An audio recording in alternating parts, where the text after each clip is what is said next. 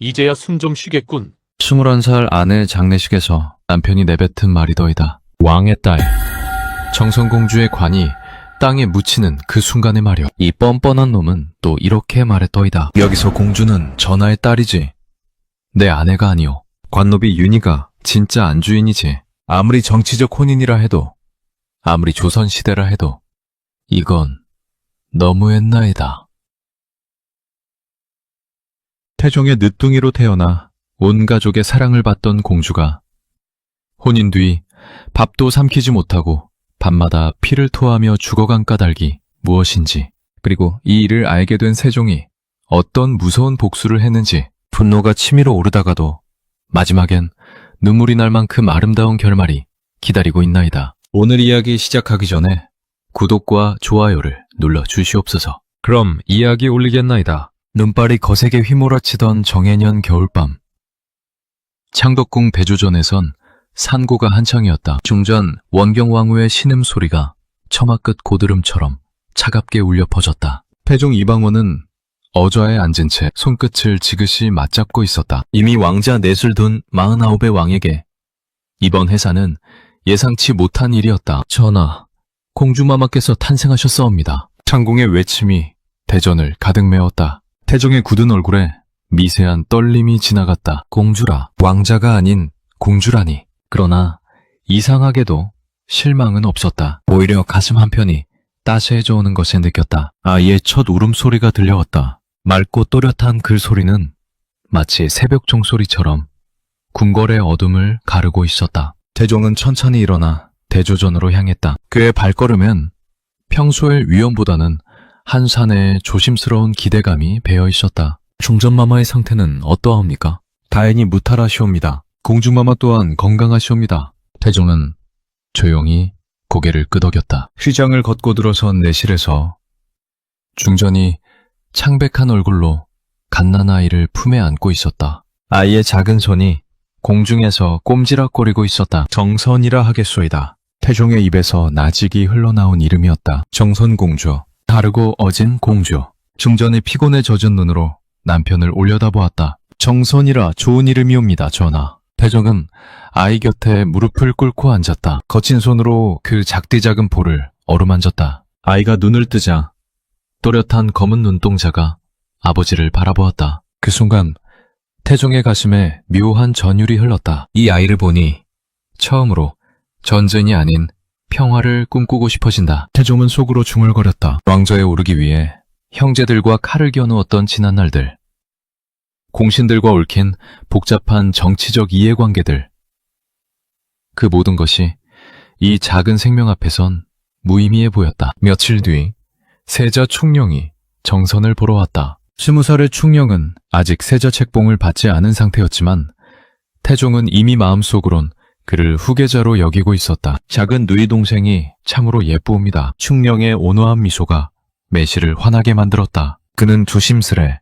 정선의 손가락을 만졌다. 아이가 그의 손가락을 꼭 잡자 충령의 얼굴에 기쁨이 번졌다. 세자, 이 아이에게 직접 글을 가르쳐 주겠느냐? 태종의 제안에 충령이 고개를 들었다. 궁중에서 공주의 교육은 보통 궁중 여관이나 상궁들의 몫이었다. 세자가 직접 나서는 것은 이례적인 일이었다. 기꺼이 그리하겠사옵니다, 아버님. 충령의 대답이 진실되게 들렸다. 태종은 만족스러운 미소를 지었다. 이 아이만큼은 다르게 키우고 싶었다. 번역의 도구가 되지 않게, 순수한 마음을 잃지 않게. 그러나 태종도 모르는 사이 궁 밖에선 이미 다른 움직임들이 시작되고 있었다. 태종께서 늦둥이 공주를 무척 아끼신다던데요. 좌의정 하륜의 사랑채에서 몇몇 대신들이 모여 앉아 있었다. 공조 판서 조말생이 찻잔을 들며 말했다. 그렇다면 혼사를 잘 치러야겠죠. 공주의 부마는 곧 왕실과 직결되는 인물이 될 터이니 아직 갓난아기인데 벌써 그런 이야기를 하시다니. 젊은 홍문관 부제학 최만리가 고개를 저었다. 하지만 하륜은 의미심장한 미소를 지었다. 최대감, 정치란 그런 것이요. 오늘의 갓난아기가 내일의 정치적 변수가 되는 법이죠. 달빛이 한양의 기와지붕을 차갑게 비추고 있었다. 황덕궁 깊숙한 곳에서 정선공주의 작은 숨소리가 고요히 들려왔다. 아직은 아무것도 모르는 그 작은 존재 주위로 보이지 않는 정치의 그물망이 서서히 짜여지고 있었다. 태종은 밤이 깊어도 잠들지 못했다. 창가에 서서 달을 바라보며 생각에 잠겼다. 이 아이만큼은 지켜주고 싶다는 마음과 현실적으로 공주의 혼사가 국정에 미칠 영향을 고려해야 한다는 책무 사이에서 그는 흔들리고 있었다. 이 아이가 자라면 과연 내가 지켜낼 수 있을까? 한 사내로서의 아버지 마음과 조선의 왕으로서의 정치적 판단 사이에서 태종은 오랫동안 망설였다. 그리고 그는 아직 몰랐다. 10여 년 뒤 정성공주를 둘러싼 혼사 문제가 조선 왕실을 뒤흔들 폭풍의 씨앗. 정성공주가 16이 되던 해 봄, 태종은 마침내 혼사를 결정했다. 대조전에서 중신들과 머리를 맞댄 지 석 달. 그의 선택은 공신 남제의 손자 남희였다. 남희라, 그 젊은이 어떠하옵니까? 태종이 좌의정 하륜에게 물었다. 하륜은 깍듯이 고개를 식었다. 문무를 겸비하고 품성 또한 단정하옵니다. 무엇보다 충신 남제대감의 혈육이니 왕실에 대한 충성심은 의심할 여지가 없사옵니다. 태종은 만족스럽게 고개를 끄덕였다. 남제는 개국공신으로 태종의 왕위 찬탈을 도운 핵심 인물이었다. 그 집안과 혼인을 맺는 것은 정치적으로도 바람직한 일이었다. 그리하면 정선의 뜻은 어떠할까요? 중전 원경왕후의 조심스러운 물음에 태종이 잠시 망설였다. 사실 그는 딸의 마음보다는 국정을 먼저 생각하고 있었던 것이다. 공주께서는 아직 어리시니 부모가 좋은 사람을 골라주는 것이 도리가 아니겠소이까. 며칠 뒤 정성공주는 창덕궁 후원에서 남희와 첫 만남을 가졌다. 창궁들이 멀찍이 물러선 정자에서 두 사람은 서로를 마주보고 앉았다. 남희는 과연 준수한 청년이었다. 22살의 그는 키가 훤칠하고 눈빛이 또렷했다. 연보라색 도포를 입은 모습이 품이 있어 보였다. 공주마마, 처음 뵙사옵니다. 남희의 인사가 정중했다. 정성공주는 얼굴이 붉어지는 것을 느꼈다. 지금까지 궁궐 안에서만 자란 그녀에게 이처럼 젊고 의젓한 남자는 낯선 존재였다. 부마가 될 분께서 저를 어떻게 생각하시는지요? 공주의 떨리는 목소리에 남희가 미소를 지었다. 그 미소가 봄바람처럼 따스해 보였다. 공주마마께서는 소문보다 더욱 현명하고 아름다우시옵니다. 저 같은 미천한 자가 모시게 되어 영광스러봅니다. 남희의 말은 적당히 겸손하면서도 사려 깊었다. 정성공주의 가슴이 두근거렸다. 이런 느낌이 사랑이라는 것일까? 책에서만 읽던 그 설렘이 가슴 깊은 곳에서 피어오르고 있었다. 도마님께서도 저보다 훨씬 훌륭하신 분이시로군요. 앞으로 잘 부탁드리옵니다. 두 사람의 대화는 한 시즌 남짓 이어졌다. 남이는 시와 문장에 대해 해박했고 활쏘기와 말타기에도 능했다고 했다. 정성공주는 그의 차분한 말투와 깊은 생각에 점점 마음이 끌렸다. 혼례는 그해 가을에 치러졌다. 창덕궁 인정전에서 열린 가례는 그야말로 성대했다. 조정 대신들부터 각지 후령들까지 수백 명이 참석해 축하를 올렸다. 왕실과 공신과의 완벽한 결합이로다. 영의정 박은이 축사를 올리자 전각이 우레와 같은 박수로 들끓었다. 태종은 흐뭇한 표정으로 신랑 신부를 바라보았다. 정성공주는 화려한 원삼을 입고 고운 연지곤지를 발랐다. 남이 역시 자주색 신랑 예복을 차려입고 의젓해 보였다. 혼례 절차는 하루 종일 이어졌다. 전통 혼례법에 따라 교배례를 올리고 합근례를 치렀다. 정성공주는 긴장과 설렘으로 온몸이 떨렸다. 오늘부터 자신은 남휘의 아내가 되는 것이다. 해가 질 무렵 드디어 신방에 들 시간이 왔다. 상궁들이 공주를 단장시키고 신방으로 모셨다. 촛불이 은은하게 켜진 방 안에서 정성공주는 남희를 기다렸다. 남희가 들어왔을 때 그의 얼굴엔 낮의 온화함이 사라져 있었다. 무표정한 채로 방 한편에 앉은 그는 한참 동안 말이 없었다. 고만님, 혹시 제가 무례를 범했나요? 정성공주의 조심스러운 물음에 남희가 고개를 들었다. 그의 눈빛이 차갑게 느껴졌다. 아니옵니다. 다만 남희는 잠시 말을 멈췄다가 덤덤하게 말을 이었다. 3년상을 치르는 동안은 부부도 아니라이쇼. 각자 알아서 사는 것이 좋겠지요. 정성공주의 얼굴이 하얗게 질렸다. 3년상이라니. 남희의 할아버지 남제가 세상을 떠난 것은 작년 일이었다. 아직 상중이라는 뜻이었다. 그렇다면 오늘 밤도? 예. 상례를 어길 수는 없는 일이옵니다. 남이는 일어서며 무심하게 덧붙였다. 공주마마께서는 편히 쉬시옵소서. 저는 사랑채에서 머물겠사옵니다. 그가 방문을 열고 나가려는 순간 정성공주는 용기를 내어 물었다. 부마님, 혹시 저와의 혼인이 부담스러우신 것은 아니신지요? 남희의 발걸음이 잠시 멈췄다. 그러나 그는 돌아보지 않은 채 차가운 목소리로 대답했다. 그런 것은 아니옵니다. 다만 예법을 지켜야 할 뿐이죠. 문이 닫히고 정성공주는 홀로 남겨섰다. 촛불이 깜박이는 신방에서 그녀는 무릎을 끌어안고 앉았다. 가슴 한구석에서 차가운 무언가가 스며드는 것을 느꼈다. 설마 내가 너무 예민하게 생각하는 것일까? 정성공주는 스스로를 다독였다. 분명 상중이라는 합당한 이유가 있었다. 남희도 지키려는 것뿐이리라. 하지만 그의 차가운 눈빛과 무심한 말투는 왜 이렇게 마음에 걸리는 것일까? 밤이 깊어갈수록 정성공주의 불안은 커져만 갔다. 이것이 정말 단순한 예법의 문제일까? 아니면 더 깊은 무언가가 숨어 있는 것일까? 첫날 밤의 차가운 침묵 속에서 그녀는 처음으로 이 혼인에 대한 의구심을 품기 시작했다. 혼인한 지 반년이 지나자 남이의 진짜 모습이 서서히 드러나기 시작했다. 처음 며칠간은 상례를 핑계로 신방을 피했던 그였지만 상이 끝난 뒤에도 여전히 정성공주의 방에는 나타나지 않았다. 구마님께서는 요즘 어디에 머무시는지요? 정성공주가 시녀에게 물었을 때 시녀는 난처한 표정을 지었다. 그저 서재에서 공부에 열중하고 계신다고 들었사옵니다. 하지만 그것은 거짓말이었다. 남희는 밤마다 사랑채를 빠져나가 한현신의 기생집들을 전전하고 있었다. 종로의 유명한 기방 춘향각에서는 이미 그의 단골 기생이 생겼고 압구정 별장에서는 다른 양반들과 어울려 투전과 쌍욕에 빠져들었다. 어느 늦은 밤 정성공주는 문 틈새로 새어드는 웃음소리에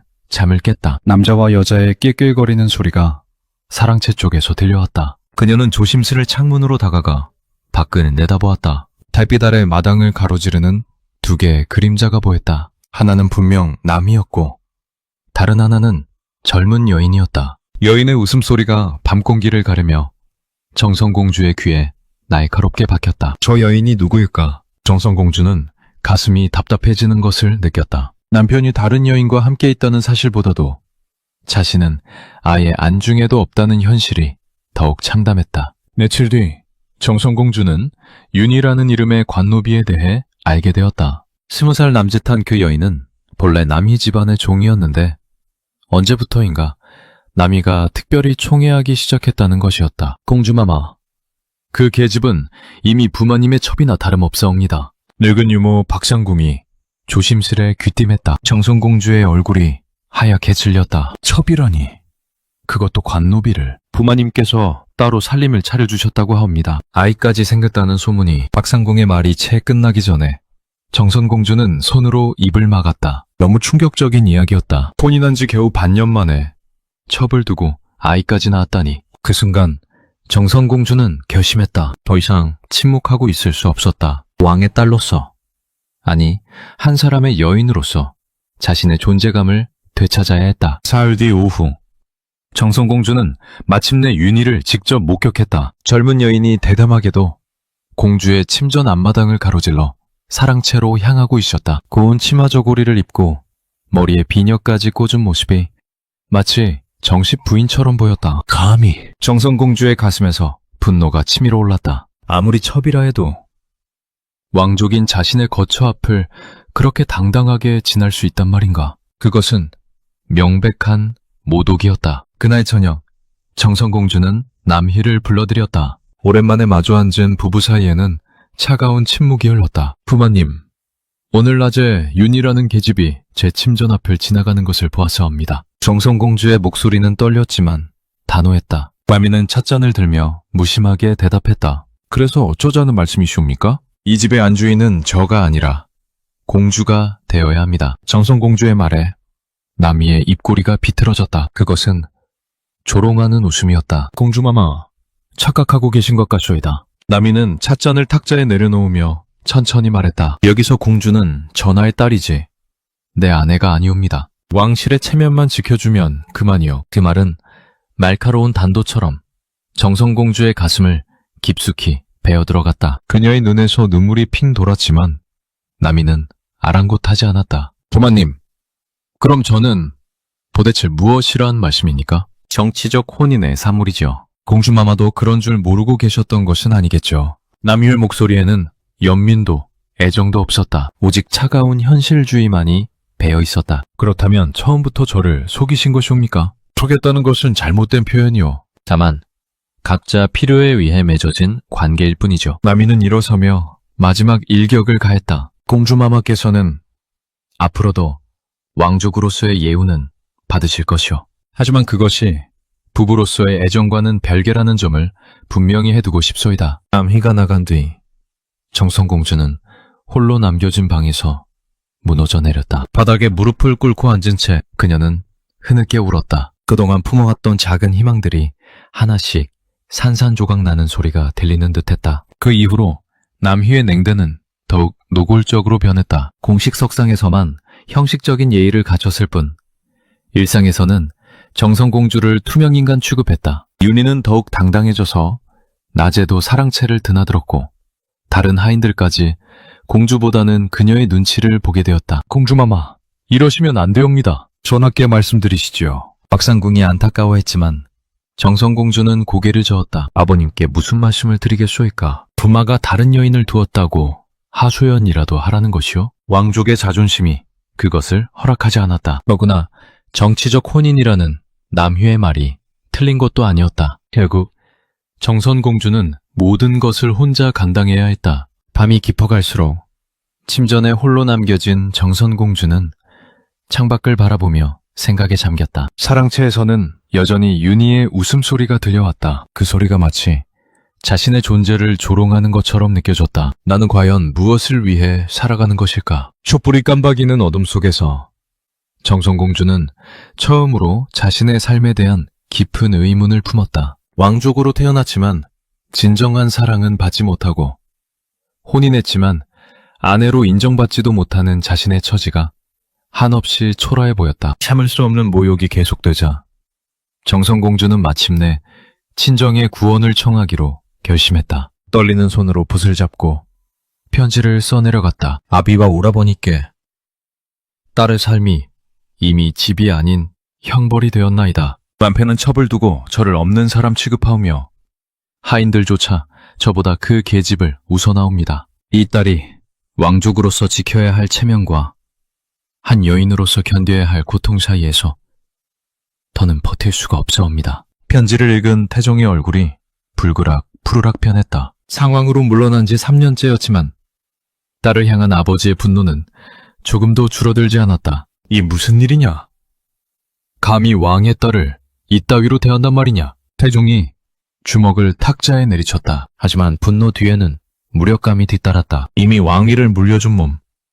직접 나서서 사위를 다스릴 수는 없는 노릇이었다. 세종은 즉시 누이를 창덕궁으로 불러들였다. 대조전에서 만난 정선공주의 모습을 본 세종은 가슴이 저려왔다. 한때 궁궐에서 가장 밝던 웃음을 지니던 누이가 이제는 그림자처럼 야위어 있었다. 누이 동생아, 무슨 일이 있었느냐? 세종의 따뜻한 물음에 정선공주의 눈시울이 붉어졌다. 그동안 참고 참았던 마음의 상처들이 물꼬를 터뜨렸다. 오라버니, 저는 과연 무엇을 위해 살아야 하는지 모르겠나이다. 정선공주는 남희의 냉대와 윤희의 존재, 그리고 하인들의 무시에 대해 조곤조곤 털어놓았다. 세종은 묵묵히 듣다가 마침내 입을 열었다. 그자가 감히 우리 누이를 그렇게 대했다는 것이냐? 세종의 목소리에는 차가운 분노가 배어 있었다. 평소 온화한 그였지만 가족을 모독당한 일에는 결코 관대하지 않았다. 의금부에 조사명을 내리겠다. 이번만큼은 절대 그냥 넘어갈 수 없다. 사흘 뒤 의금부는 남희 부부의 생활에 대한 조사를 시작했다. 기생집 종업원들과 남희 집안의 하인들이 차례로 불려와 증언했다. 부마님께서는 거의 매일 밤 춘향각에 오셨사옵니다. 월화라라는 기생과 특히 가까우셨고 윤희는 이미 부마님의 자식을 낳았사옵니다. 부마님께서 따로 집까지 마련해 주셨죠. 공주마마께서는 항상 혼자 계셨사옵니다. 부마님께서 공주마마의 처소에 가신 것은 혼례 뒤 손에 꼽을 정도였죠. 하인들의 증언이 쏟아져 나올수록 세종의 분노는 깊어졌다. 이것은 단순한 부부 갈등이 아니라 왕족에 대한 명백한 모독이었다. 마침내 남희가 불려왔다. 의금부 대청에서 그는 여전히 당당한 모습이었다. 무릎을 꿇고 앉아서도 고개를 똑바로 들고 있었다. 남희, 네가 정성공주를 어떻게 대했는지 들어보겠다. 의금부 도사 김종서가 엄한 목소리로 물었다. 남희는 태연하게 대답했다. 부부 사이 일은 사사로운 집안일일 뿐 법이 다스릴 일이 아니옵니다. 그의 뻔뻔함에 김종서의 얼굴이 일그러졌다. 왕의 딸을 모독한 것이 집안일이라는 것이냐? 모독이라 하시니 송구하나 저는 공주마마께 합당한 예우를 갖췄사옵니다. 다만 부부간의 정은 억지로 만들어지는 것이 아니지 않습니까? 남희의 말에 대청이 술렁였다. 그는 끝까지 자신의 행동을 정당화하려 했다. 하지만 조정의 대응은 미온적이었다. 영정황의를 비롯한 대신들은 공신가와의 관계를 고려해 강한 처벌을 주저했다. 남제대감의 혈육이니 너무 가혹한 형벌은 곤란하지 않겠습니까? 왕실의 체면도 중요하지만 조정의 화합 또한 생각해야 하옵니다. 결국 남희는 관직에서 파직되고 석 달간 근신하는 선에서 처벌이 마무리되었다. 세종은 불만스러웠지만 더 이상 밀어붙일 수는 없었다. 신하들의 반발이 만만치 않았기 때문이다. 누이 동생, 미안하다. 내가 더 강하게 처벌하고 싶었지만 세종의 사과에 정성공주는 쓸쓸하게 미소를 지었다. 오라버니, 충분히 애쓰셨사옵니다. 이제 제가 감당해야 할 일이죠. 정성공주는 다시 남편의 집으로 돌아가야 했다. 마차에서 내려 대문을 바라보는 그녀의 마음은 천근만근 무거웠다. 세상에 의지할 곳이 완전히 사라진 기분이었다. 남희는 공주의 귀가를 마당에서 맞았다. 그의 얼굴에는 조롱하는 미소가 떠 있었다. 공주마마, 어서 오십시오. 큰일을 치르셨군요. 그 말 한마디에 정성공주의 가슴이 무너져 내렸다. 친정의 도움도 조정의 조사도 결국 아무것도 바꾸지 못했다. 오히려 남희는 더욱 뻔뻔해진 것 같았다. 앞으로는 이런 소동 없이 조용히 지내시길 바라옵니다. 남희는 그 말을 남기고 사랑채로 향했다. 정성공주는 홀로 침전에 들어가 무릎을 꿇고 앉았다. 모든 것이 끝났다는 절망감이 온몸을 감쌌다. 그러나 그날 밤 달빛이 창문을 비추는 가운데서 정선공주는 새로운 결심을 품었다. 더 이상 누군가의 동정이나 도움에 의지하지 않겠다는 다짐이었다. 이제부터는 내 힘으로 살아가겠다. 그녀의 눈에서 마지막 눈물이 흘러내렸다. 그것은 절망의 눈물이 아니라 새로운 시작을 알리는 눈물이었다. 어둠 속에서 정성공주는 천천히 일어섰다. 이제 더 이상 나약한 피해자로 살지 않겠다는 의지가 그녀의 등을 곧게 펴게 만들었다. 침상에 누운 정성공주의 눈가에 희미한 미소가 떠올랐다. 죽음이 가까워올수록 오히려 마음은 평온해져 갔다. 창밖으로 보이는 벚꽃이 바람에 흩날리는 모습을 바라보며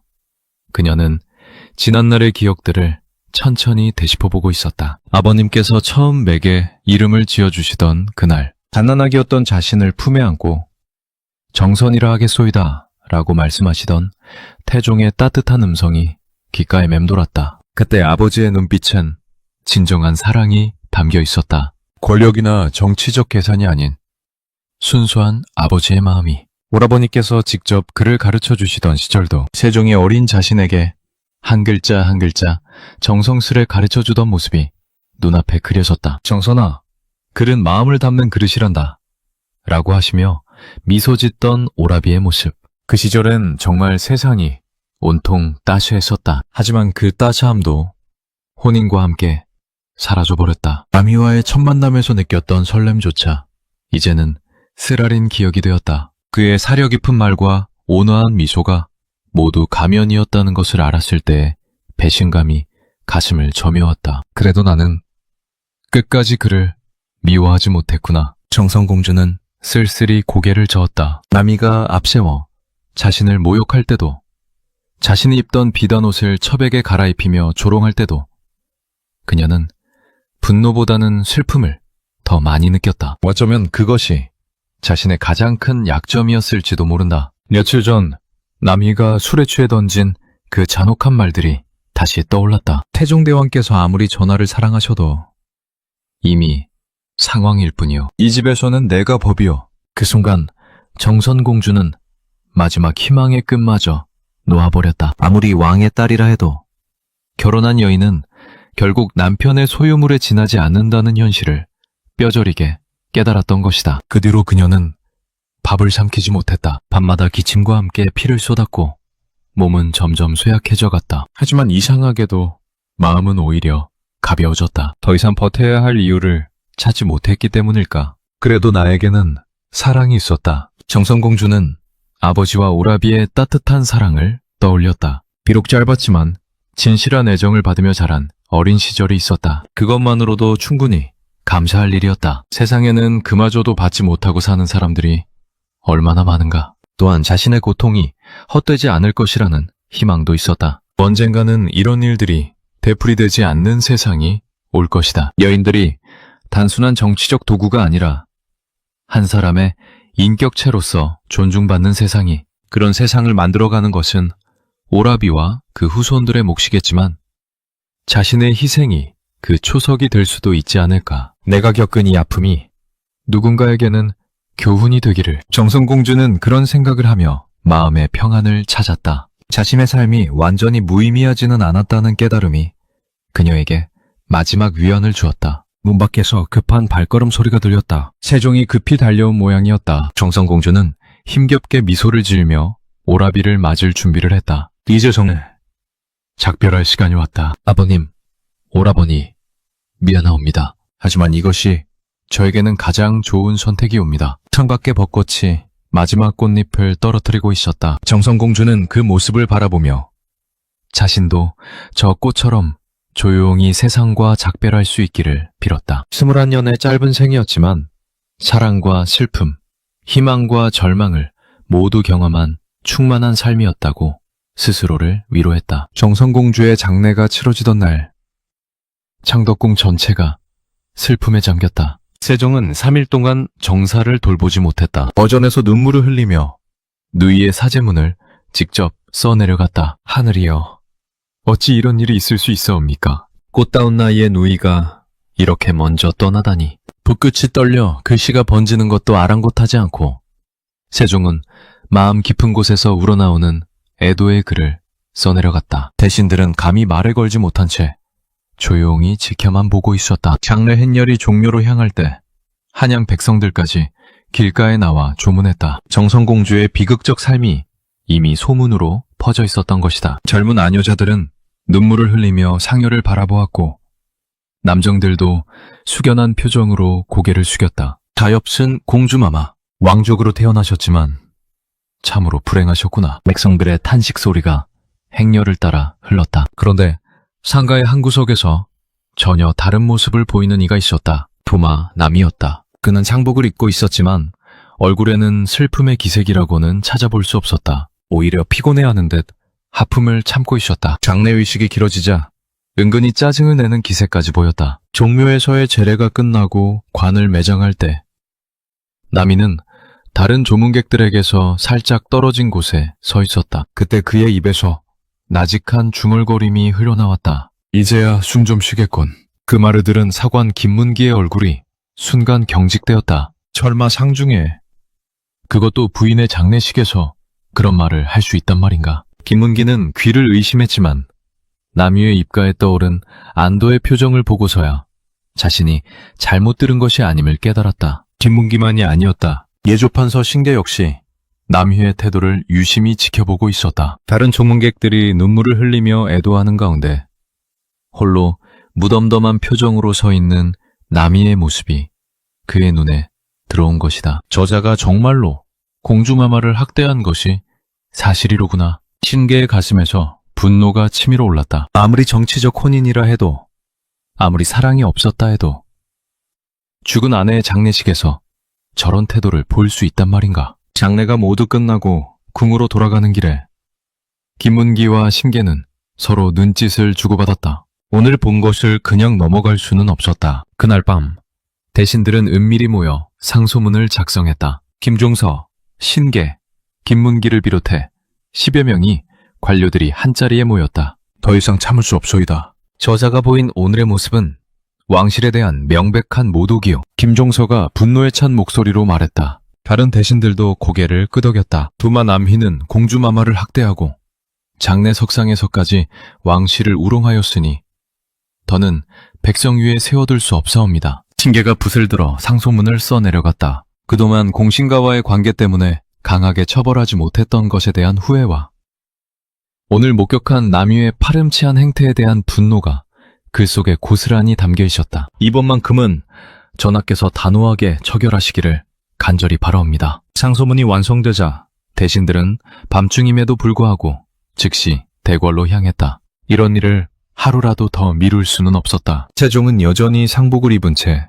대조전에서 누이의 영정 앞에 앉아 있었다. 촛불이 깜박이는 가운데 그는 정성공주의 어린 시절을 그리워하고 있었다. 전하, 급히 올릴 상소가 있어옵니다. 4시의 전원에 세종은 무거운 몸을 일으켰다. 누이의 장례가 끝난 이 시간에 무슨 급한 일이 있을까? 상소문을 읽는 세종의 얼굴이 점점 굳어졌다. 남이가 장례식에서 보인 태도에 대한 증언들이 그의 분노에 기름을 부었다. 정말로 그런 말을 했다는 것이냐? 세종의 목소리는 차갑게 가라앉아 있었다. 평소의 온화함은 온데간데 없고 오직 차가운 분노만이 남아있었다. 예, 전하. 신들이 직접 목격하였사옵니다. 김문기가 고개를 숙이며 대답했다. 세종은 한동안 말이 없었다. 누이의 죽음 앞에서도 저런 태도를 보일 수 있는 인간이라니 그동안 자신이 너무 관대했던 것일까? 의금부에 명하라. 세종이 천천히 입을 열었다. 그의 목소리에는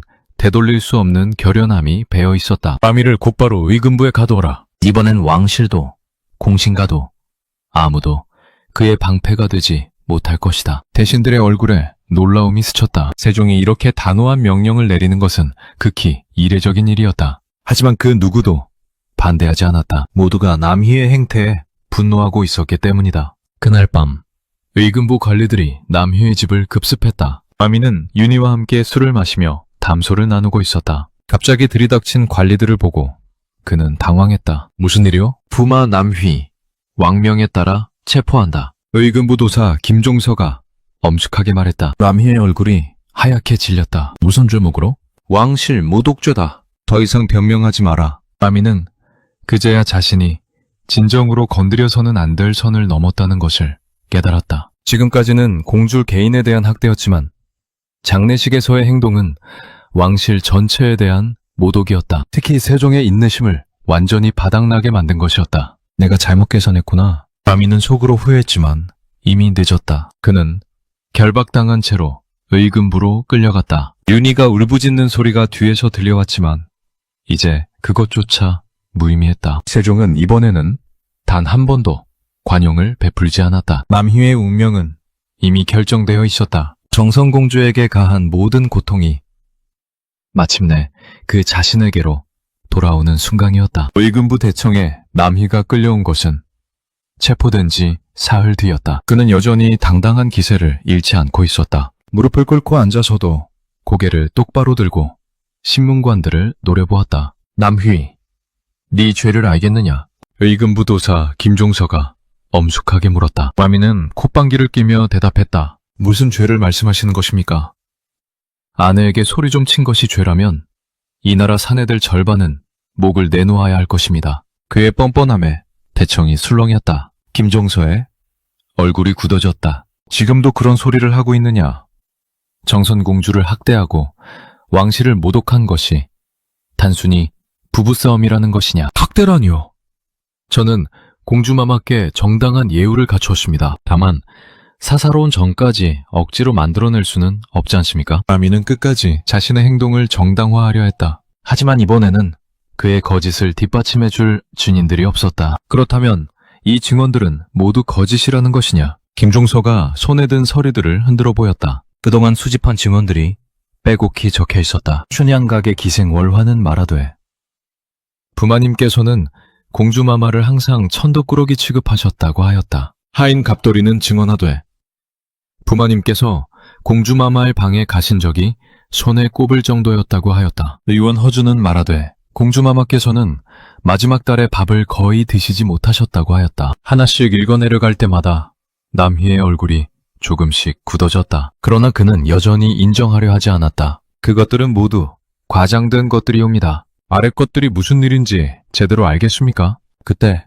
의외의 증인이 법정에 나타났다. 바로 윤희였다. 남희가 총애하던 첩이 일금부의 부름을 받고 온 것이다. 윤희, 네가 본 것을 사실대로 말해보거라. 김종서의 질문에 윤희는 한참 동안 머뭇거렸다. 남희를 바라보는 그녀의 눈에는 복잡한 감정이 담겨 있었다. 윤희야, 거짓말하지 마라. 우리 사이를 생각해서라도. 남희가 간절하게 윤희를 바라보았다. 하지만 윤희는 고개를 저었다. 대감마님, 더 이상 거짓으로 살 수는 없사옵니다. 윤희의 목소리는 떨리고 있었지만 결연했다. 그녀는 눈물을 흘리며 입을 열었다. 공주마마께선 늘 남희대감보다 나라와 왕실에 먼저 걱정하셨사옵니다. 밤새도록 우시면서도 대감마님의 허물을 덮어달라고 하늘께 빌고 계셨지요. 윤희의 증언에 대청이 숙연해졌다. 라미의 얼굴이 창백해지기 시작했다. 저를 미워하셨을 텐데도 단 한 번도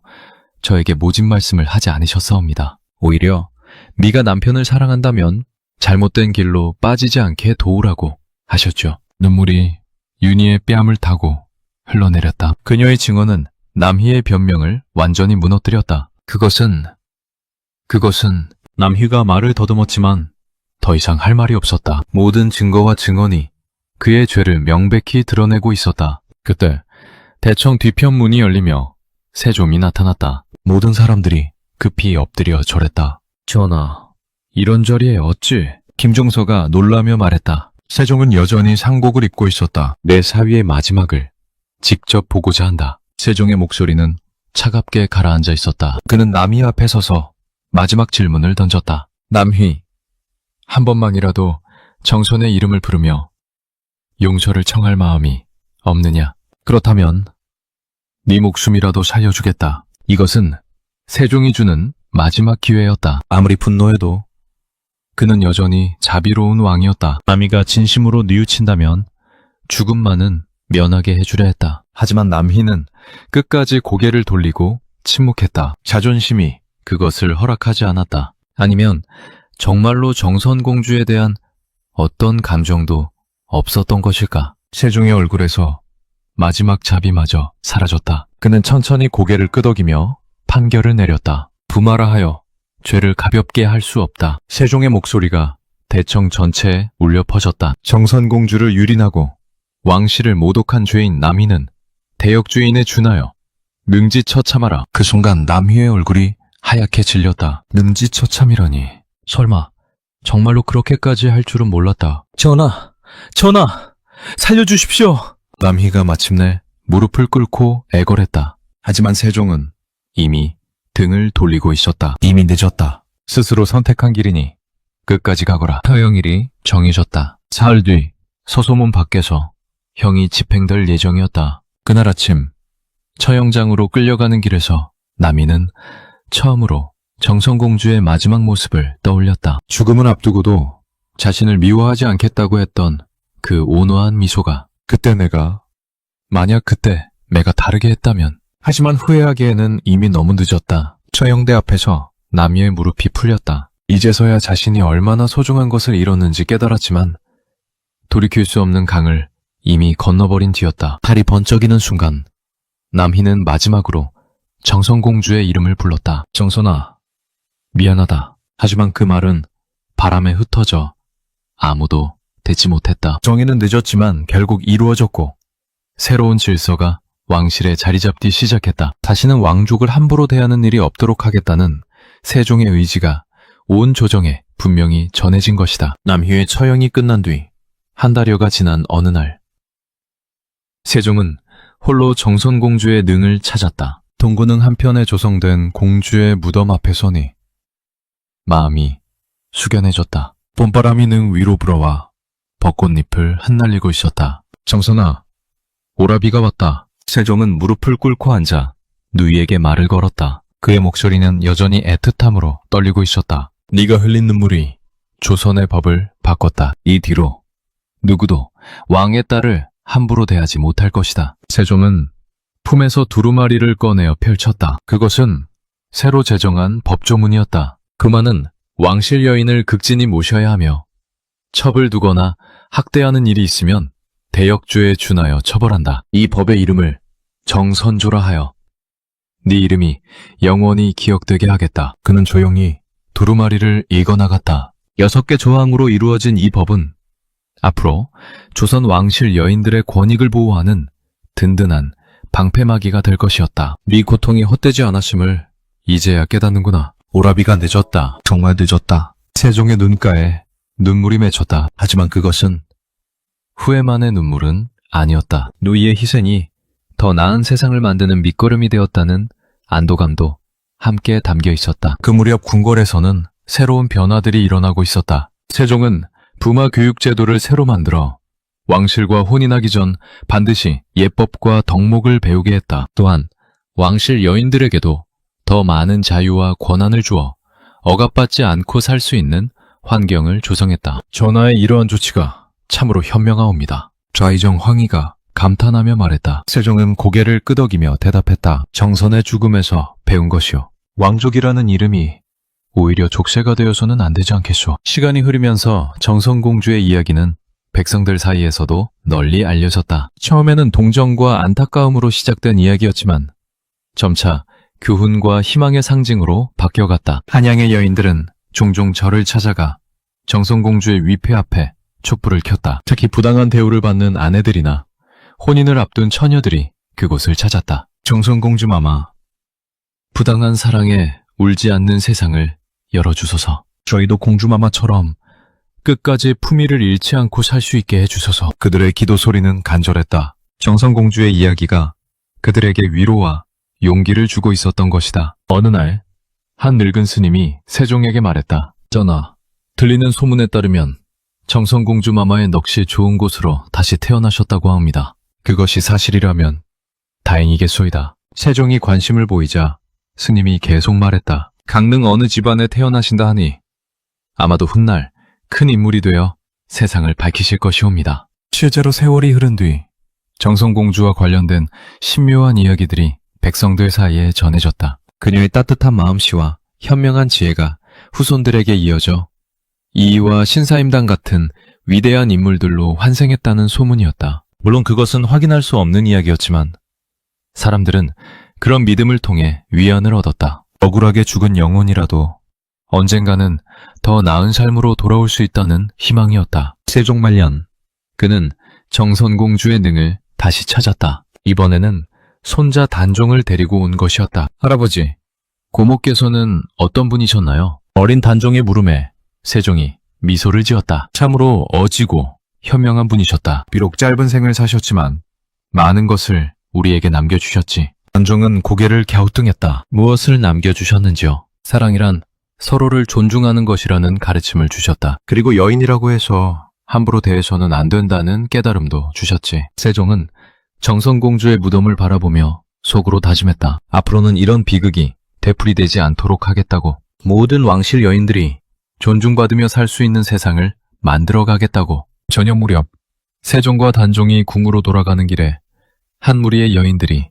정선공주의 능을 향해 절을 올리는 모습이 보였다. 그들의 얼굴에는 경건함과 희망이 어려 있었다. 할아버지, 저분들은 왜 고모께 절을 올리시는 건가요? 고모께서 겪으신 고통을 통해 세상이 조금씩 나아지고 있기 때문이란다. 그분들도 그것을 알고 있는 것이지. 단종은 고개를 끄덕이며 능을 돌아보았다. 벚꽃잎이 바람에 흩날리며 고모의 무덤을 감싸고 있었다. 그렇게 정선공주의 이름은 조선의 밤을 밝히는 작은 등불이 되어갔다. 권력은 한 사람의 삶을 짓밟을 수 있지만 그 눈물은 결국 법이 되고 역사가 되어 다시 권력을 묶는다는 진리를 보여주며 수백 년이 흐른 뒤에도 사람들은 기억할 것이다. 21살의 나이에 요절한 한 공주가 있었고 그녀의 고통이 헛되지 않았다는 것을, 그리고 진정한 사랑은 상대를 존중하는 것에서 시작된다는 그녀의 가르침을. 봄바람이 능 위로 불어와 새로운 꽃들을 피워내듯이